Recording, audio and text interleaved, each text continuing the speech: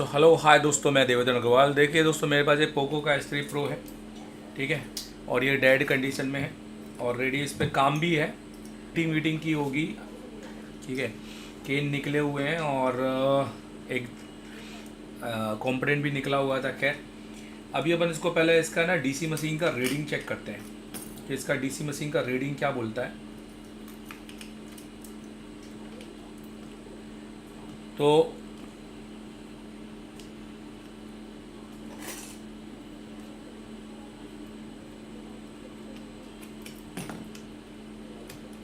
मैं सबसे पहले इसकी डीसी मशीन की रीडिंग आपको दिखाता हूँ। आप ऊपर मेरा डीसी मशीन देख ही रहे होंगे, कनेक्टेड है I2C का।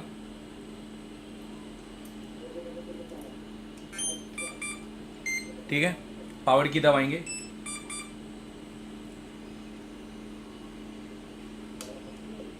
ये देखिए, तो ये जा रहा है 40, 35, 47, 48, 30 पर।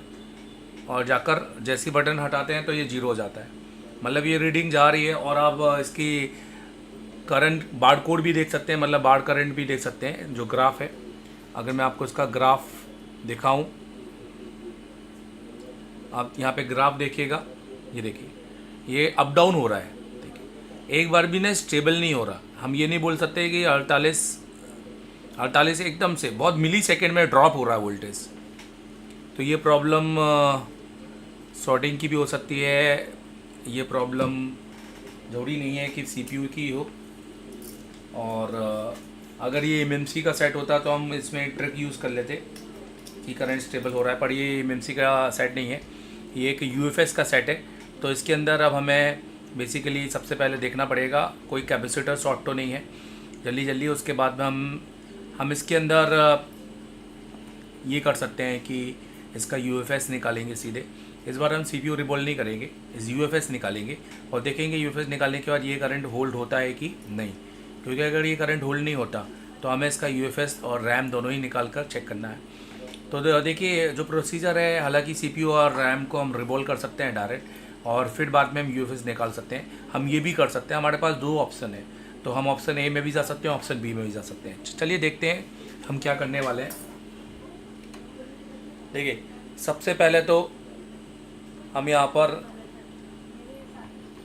मल्टीमीटर को डायोड मोड पे कनेक्ट करेंगे और शॉर्टिंग चेक कर लेंगे। पहले हम यहाँ पर चार्जिंग IC के बाद शॉर्टिंग चेक करेंगे।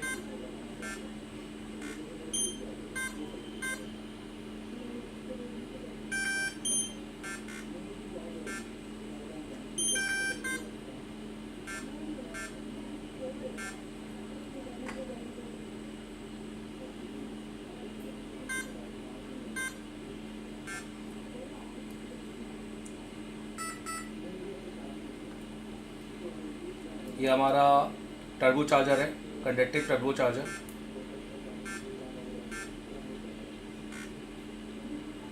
ठीक है, हम अपने पावर के पास में चेक कर लेंगे। आप देख सकते हैं यहाँ पर हमारा मेन पावर और यहाँ पे हमारा कोर पावर यूज़ किया गया है। और ये मेन पावर हमारा ये ऊपर है, इसके बगल में क्रिस्टल लगा हुआ है, कोर पावर है।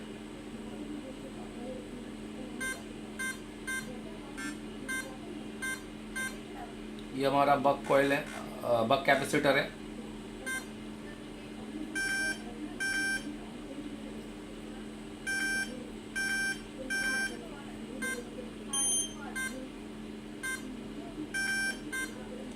तो आप देख सकते हैं, मैंने फ़िलहाल सभी में रख रख के बारी बारी मैं चेक कर रहा हूँ कि यहाँ पर मुझे कुछ मिलता है कि नहीं मिलता है करके।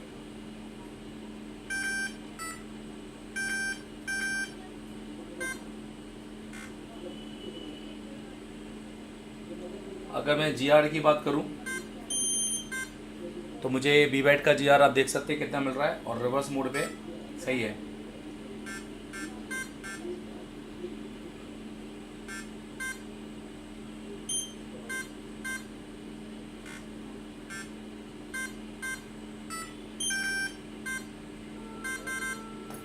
ठीक है, और एक बार पावर का भी आउटपुट चेक करेंगे। तो हम इसमें चार्जर लगाएंगे और देखेंगे कि हमारा हाई एलडीओ और बीओबी बॉब और कुछ बग बन रहे हैं कि नहीं बन रहे हैं। उसके लिए हमें किसी भी डायग्राम की ज़रूरत नहीं है, हम अपना फॉर्मूला लगाएंगे जो हम एशिया टेलीकॉम में यूज़ करते आए हैं।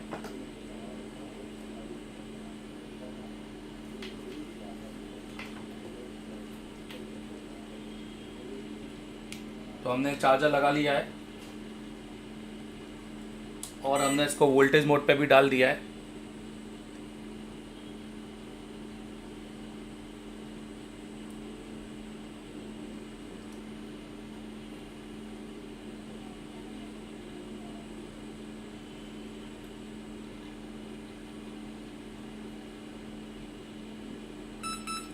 देखिए हमें बीपीएच मिल रहा है और मैं आपको फिर से दिखाता हूँ। ये देखिए मैं यहाँ पर चेक कर रहा हूँ और मैं देख रहा हूँ कि मुझे बीपीएच मिल रहा है कि नहीं मिल रहा है। ये देखिए यहाँ पर हमारा बॉब बनता है। देखिए हमारा यहाँ पर बॉब भी बन रहा है।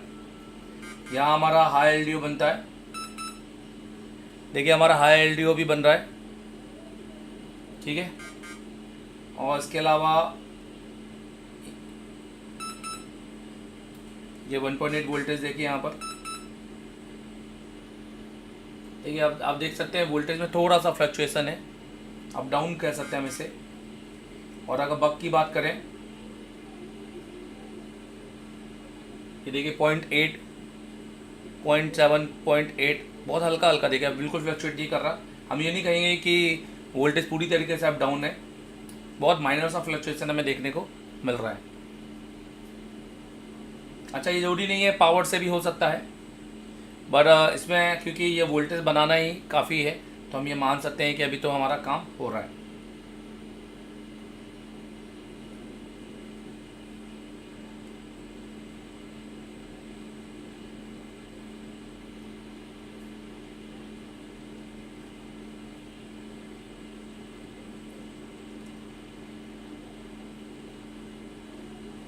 ठीक है,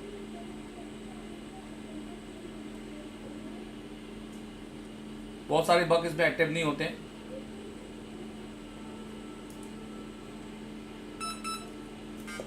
तो जो पहली केस स्टडी हमारी बनती है, क्योंकि पोको S3 में सबसे ज़्यादा जो प्रॉब्लम जाता है वो इसके सीपीयू में जाता है। हम इसका सीपीयू और रैम निकाल कर एक बार रिवॉल्व करके केस स्टडी का जायज़ा लेंगे और इसके बाद में अगर हमें लगा कि फिर से कोई दिक्कत आ रही है और अभी फ़ोन चालू नहीं होता है तो हम इसके अंदर हम इसका सीपीयू लगाकर यूएफएस उतारेंगे। सैमसंग का लगा हुआ है और देखेंगे कि हमारी रीडिंग स्टेबल हो रही कि नहीं हो रही। नहीं तो हमें इन दो पावर को बारी बारी चेंज करना पड़ेगा, चेंज करके ही देखना पड़ेगा, क्योंकि अभी तो हमें प्रॉपर तरीके से यहाँ पे वोल्टेज मिल रहा है।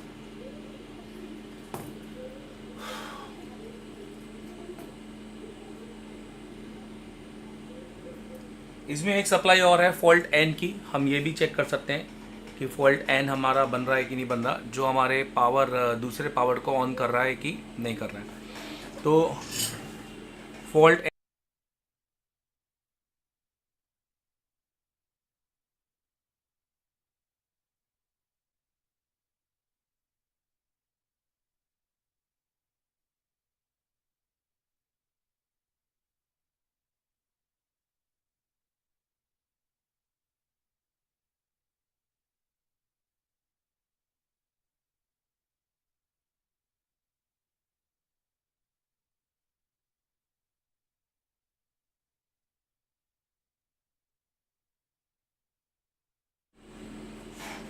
तो चलिए इस वोल्टेज को चेक करते हैं।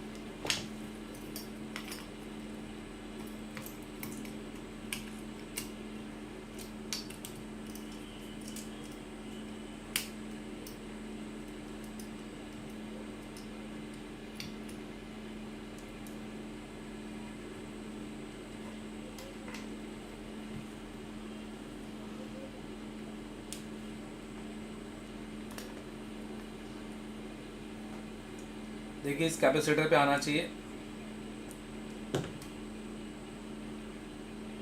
ये वाले देखिए 0.5 आ रहा है ना, इसका मतलब है कि हमारा जो कोर आईसी है वो भी काम कर रहा है। ठीक है, तो अब इसके ऊपर तो कुछ भी चेक करने का बनता ही नहीं है। अब सीधे आईसी उतारेंगे।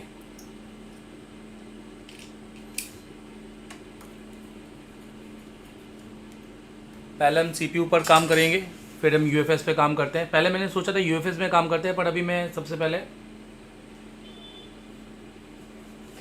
सीपीयू पे काम करूँगा।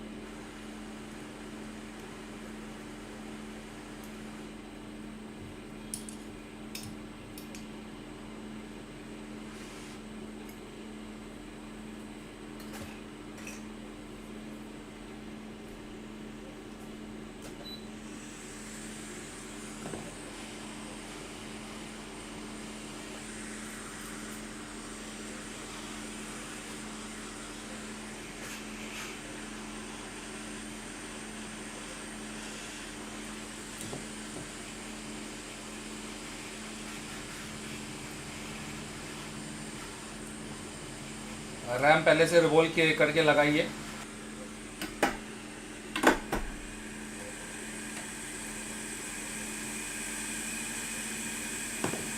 तो देखिए, इस पे आप देख सकते हैं ये जो सीपीयू है ये फूला हुआ है। ठीक है, तो जनरली ऐसे केस स्टडी में मैं आपको बता दूं कि आप अगर फ़ोन बना रहे हैं, ये किसी भी ऑलरेडी टेक्नीशियन ने काम किया हुआ है, और रैम बस लगाइए और यहाँ पे सीपीयू देखो ऊपर से यहाँ पे फूल गया है, ये दबता नहीं। तो इसका मतलब ये है, सिंपल है, इसमें हम कुछ भी नहीं कर पाएंगे। ये सेट इसलिए कुछ रीडिंग देके रिटर्न मार रहा था।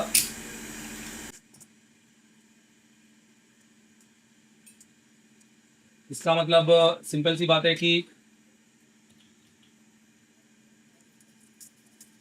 ये किसी टेक्नीशियन ने ओवर हीटिंग कर दी है इसको सीपीयू और रैम निकालने में, या इसको शूटर से काम किया है। जनरली लोग अभी 3-4 हज़ार की और 5 हज़ार की असेंबली लेकर काम करते हैं, इसमें हम कुछ नहीं कर सकते। इसका सीधा फंडा क्या है मैं आपको पहले एक बार समझा देता हूँ। अगर आपके पास में इस तरह के सीपीयू आए जिसके अंदर आपका खास तौर पे सीपीयू इस तरह से फूल जाए, देखो ऐसी केस स्टडी भी मैं डाल रहा हूँ पहली बार कि आपको पता हो। हम तो यहाँ पर काम करने के लिए बैठे हैं, बट पहले से रिपेयर वाले से इसलिए बोलते हैं ना, एक साइड में एक रिपेयर होते आता है तो एक नहीं दो दिक्कतें आ जाती है। अब आप देखो इसके अंदर जो आईसी का नंबर लिखा हुआ है, ये लिखा हुआ है एसी। यहाँ पर अगर आप इसको पढ़ोगे, ये देखो ये लिखा हुआ है यहाँ पर एसी। इसका मतलब है कि इसमें नया सीपीयू लगेगा। अगर हम सीपीयू को चेंज कर देंगे तो ये फ़ोन ऑन नहीं होगा, क्योंकि इसके अंदर हार्डवेयर आईडी होती है, और जब तक कि आप इसको सीपीयू को आप यहाँ पर इसका जो सीपीयू है वो पूरा नया ही होगा, बदलेगा। ये बहुत पतला सीपीयू होता है, इस पर बहुत ध्यान से काम करना होता है। अगर आप शूटर से काम कर रहे हो और आपका अनुभव नहीं है तो ये ही होता है। अब यहाँ पर क्या होगा, यहाँ पर ये गेम होगा कि हमें ये आईसी को रिप्लेस करना होगा नया आईसी के साथ, जो कि ब्लैंक होगा। फिर वो लगाएंगे और हम जब ये पोर्ट बना लेगा तो हमें नॉर्मली इसको फ्लैश करना पड़ेगा। हम इस आईसी को उतार के इसको रिप्रोग्राम भी करना है, जैसे इसको हम ब्लैंक कर सकते हैं। इसको रीसेट कर देंगे और इसको लगाने के बाद में सिर्फ हमें पोर्ट डाल के इसकी एक इंजीनियरिंग फाइल डालेंगे और ये फ़ोन हम प्रॉपर तरीके से ऑन कर सकते हैं। इंजीनियरिंग फाइल इसलिए ताकि हम इसका सिक्योरिटी रिपेयर कर सकें। ठीक है, तो केस स्टडी इसकी फ़िलहाल इतनी है। यहाँ मैं इसके ऊपर बता नहीं सकता हूँ, पर ये कहूँगा टेक्नीशियन से कि हैंड स्केल थोड़ा अच्छा कीजिए, और अगर इस तरह से काम आए तो फिर कस्टमर को बताइए ताकि वो आगे इस सेट को रिपेयर के लिए ना भेजे।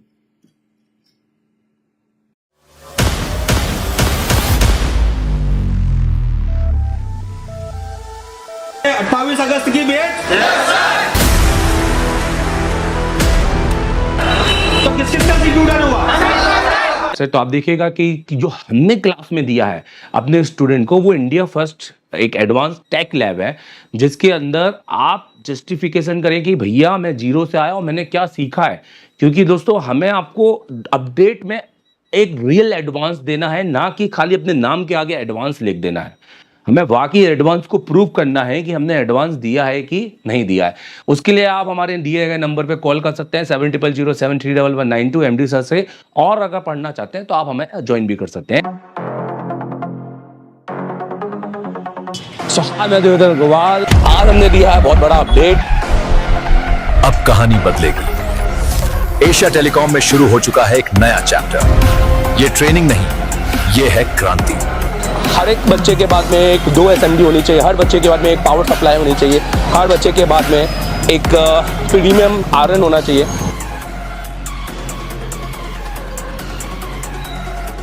देश का एकमात्र इंस्टीट्यूट एशिया टेलीकॉम, जिसे डायरेक्ट चाइना की कंपनी ने कोलैब किया है।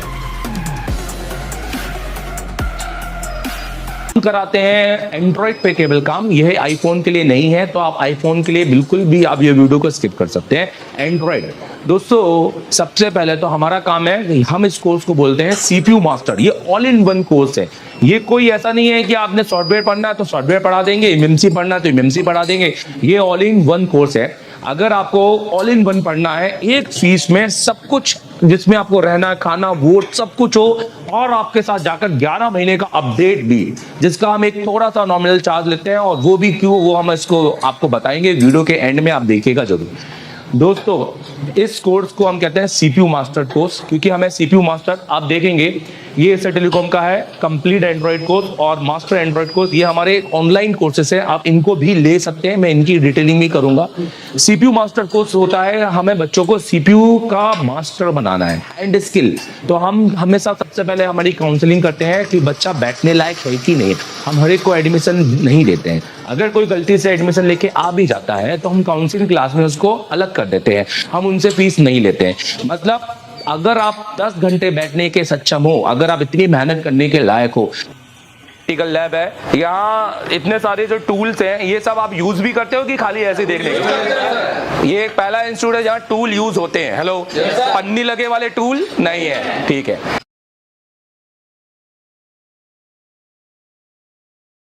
शॉप पे बैठे हैं और मुझसे पढ़ रहे हैं और क्लास में बैठकर, तो बिना एशिया टेलीकॉम आए आप ये कर सकते हैं। एप्लीकेशन डाउनलोड कर लो। और रहा इस वीडियो का, तो ये वीडियो तो सिर्फ वो ही देख पाएंगे जो एप्लीकेशन जिन्होंने लिया है। तो ये वीडियो तो मैंने एप्लीकेशन के अंदर डाल दिया है, तो जाके उस एप्लीकेशन में देख लो। इसमें मैं अभी इसको जेटेक से किया है, अभी इसके बाद मैं इसको फ्लैश 64 से भी करूंगा, और इसके बाद फिर इसमें और भी बहुत सारे मोबाइल आएंगे आगे, जिसको मैं पूरा लाइव करके दिखाऊंगा। तो जो जितना भी पढ़ाया है वो सारे स्टूडेंट को तो मिलते रहेगा कंटेंट, तो ये हमारे लिए एक अच्छी बात है। अगर आपको चाहिए तो जाके इंस्टॉल कर लो एप्लीकेशन। सर मैं आईसीयू का काम जानता हूँ, इसके लिए मैं दूसरे इंस्टीट्यूट भी गया था, पर वहां पर जाकर मुझे वो मिला नहीं। पर मैं आपसे ऑनलाइन काम सीखना चाहता हूँ, तो वो कैसे कर सकता हूँ? अगर आप ऑलरेडी इंस्टीट्यूट पढ़ चुके हैं पर अभी भी आप फुल फ्लैट में फंस रहे हैं, या आपने आईसीयू पे नॉलेज रखते हैं, तो आप मेरे सबसे पहले तो प्ले स्टोर में जाइए, ये आप एप्लीकेशन डाउनलोड कीजिए। ये एप्लीकेशन इंस्टॉल करने के बाद में आप इसको अपने नंबर से रजिस्टर कीजिए। अगर आप किसी दूसरी कंट्री में हैं कोई भी, तो आप वहां पर ईमेल आईडी से इसको रजिस्टर कीजिए, और इसका ओटीपी आपकी ईमेल आईडी पे आएगा। आपके सिलेक्टेड कोर्स है, अगर आपको सिर्फ फुल फाइटिंग का या हार्डवेयर का काम सीखना है तो आप ये वाला कोर्स परचेज कीजिए। अगर आपको सिर्फ सॉफ्टवेयर, एमएमसी, जेटेक, यूएफएस या फ्लैश 64 पे काम सीखना है तो आप ये वाला कोर्स भी परचेज कर सकते हैं। और अगर आपको दोनों कॉम्बो सीखना है तो आप ये कंप्लीट कोर्स परचेज कर सकते हैं। ये हमारा एक वीडियोग्राफिक्स कोर्स है, तो वीडियो कोर्स है, ये कोई ऐसा कोर्स नहीं है जिसमें मैं रात के 8 बजे आऊंगा 1 घंटे की क्लास दूंगा, क्योंकि ये मच्छी बाजार वाले कोर्स मुझे पढ़ाने में कोई मजा नहीं है। आप मुझे पूरा देखिए, आपको ऐसा लगेगा जैसे आप एशिया टेलीकॉम में आके लाइव बैठे हुए हैं, बट अपने शॉप पर। तो पूरे 7 से 8 घंटे की क्लासेस मेरी वहाँ पे आपको देखने को मिलेंगी, प्लस सिर्फ 1 महीने की नहीं, पुराने आपके हमारे जो बैचेस हैं उनकी, और आने वाले 11 जब से आप कोर्स परचेज करेंगे, आने वाले 11 अगले मंथ में जो हम पढ़ाएंगे अपनी बैच को, वो भी आप वहाँ पे देखेंगे, जो कि प्री रिकॉर्डेड वहां पर स्टोर हो जाएगी। तो आप अभी जाइए और उसको परचेज कीजिए। देखो जैसे आप एप्लीकेशन में जाते हो ना, तो आपको कंटेंट मिलता है। कंटेंट के अंदर आप अगर पूरा कोर्स लेते हो ना ऑनलाइन, तो आप हार्डवेयर, सॉफ्टवेयर, एमएमसी, यूएफएस सबकी क्लास मिलती है। और जैसे कि मैंने बताया कि अगले 11 महीने तक का अपडेट होगा, मतलब हर महीने की क्लास में डलेगी। हार्डवेयर की पहले बात करते हैं, तो आप देखो जैसे एडवांस कंपोनेंट है, कैसी क्लास होती है बता देता हूँ। जैसे 28 जनवरी की क्लास है जिसमें मैंने रजिस्टर पढ़ाया है, तो यहाँ से देखो बिल्कुल शुरू की क्लास में थ्योरी भी रहती है और प्रैक्टिकल भी रहता है। जो टेस्टिंग है वो, क्योंकि ऑनलाइन की क्लास में प्रैक्टिकल बिल्कुल नहीं होता, मेरी क्लास में प्रैक्टिकल भी होगा, क्योंकि इसमें मैंने चेक भी किया है। हर चीज बताइए कि क्या सही है क्या नहीं है। तो इसका तो कोई भी यूज नहीं है हमारे फोन के अंदर, क्योंकि ये देखो, मतलब आपको लगेगा कि आप क्लास के अंदर बैठे हो, ठीक है, और प्लस टेस्टिंग के साथ में ये पूरा की पूरा ये देखो पूरी क्लास है और टेस्टिंग के साथ में तो ये आपको मिलेगा जिसमें आपको सिर्फ component, register, capacitor, diode, coil, फिर उसके बाद मॉसफेट और ट्रांजिस्टर, सारे कंपोनेंट आपको मिलेंगे। लेआउट कोडिंग जबरदस्त लेआउट कोडिंग की भैया किस तरह से अपने बोर्ड को पहचाना है, ये आपको कहीं सीखने नहीं मिलेगा। किसी इंस्टीट्यूट जाओगे तो भी आपको सीखने नहीं मिलेगा, क्योंकि उस हिसाब से ये सिखाते नहीं है। मेरा 10 साल का एक्सपीरियंस है खाली इसी चीज में।